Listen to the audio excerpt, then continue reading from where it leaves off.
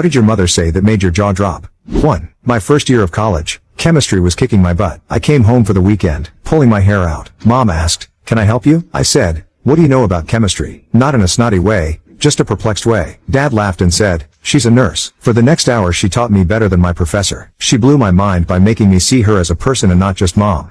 2. My high school friend decided to calculate the date of her conception. Exactly 9 months before her birthday was Easter Sunday. After school, she went home and confronted her mom. "Mom, did you and Dad conceive me on Easter?" Her mom turned her head casually to her daughter and said, "Wouldn't doubt it." Her daughter was slightly horrified. "So, on the holy day we celebrate Jesus coming back, you and Dad decided to get it on? That's nasty, Mom." Her mom gave a smirk and said, "Yeah," he rose again, and laughed as she walked off. 3. Your dad and I remade our wills. If I die first, I've left everything in the house to you. Okay. I'm confused. I required clarification. So I asked her, "Just what do you mean by everything in the house?" So she recited the list. All the furniture, all the artwork, all her crystal, china, silverware, all her collectibles, books, porcelain, the lamps, her jewelry, clothing, Christmas decorations, fine linens. Yeah, it was basically everything in the house. I was dumbfounded and also more than a little queasy. Mom, I would never come in and strip the house. I would never do that to Dad. Why would you write your will that way? So she explained. She told me she had seen several cases where the wife died first and left everything to her husband. Then the husband remarried but never updated his will. The husband died. The second wife got everything and would not permit the children to have any of their late mother's possessions. Then she looked me straight in the eye and stated,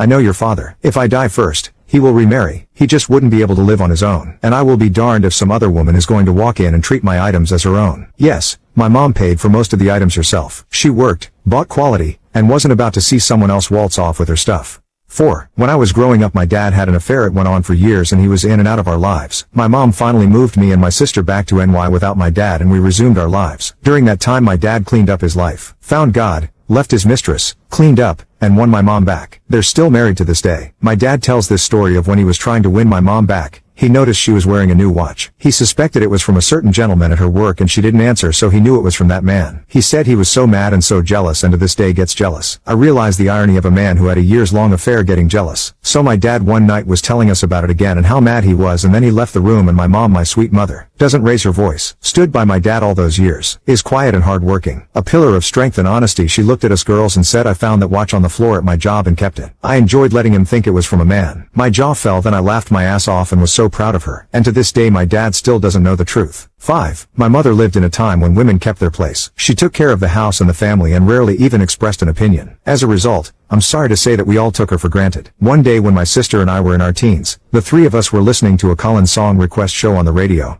and my sister started to change the station. My mother said, "Don't change the station." My sister and I stared at each other. It was so out of character for my mother to speak up like that. We were shocked, but we also were used to following orders without question. So my sister left the station where it was. There followed an awkward few moments. We were so accustomed to my mother not having an opinion, we hardly knew what to do. Then suddenly our names were called out over the radio announcing a song to be played for us. My mother had called in and requested a song. That's why she didn't want us to change the station. I began to see what my mother's life must have been like. What must it have been like to never speak up, never voice an opinion, to have people shocked when you made a simple request. I looked at my mother with new eyes that day, and I gained a new respect for her and all that she did for us. 6. I was on Tinder, shortlisting girls, swiping right. So, my father was constantly asking me to do that work. I tried to dodge. My father asked my mother, "What's his problem?" My mom replied, "Just few seconds more, then he is free for 12 hours. After the right swipes get exhausted once, Tinder allows it to do after 12 hours. 7. Normal, healthy teenage girls do not do this kind of thing. You're a sexual deviant. I was 15 years old and had been caught looking at some,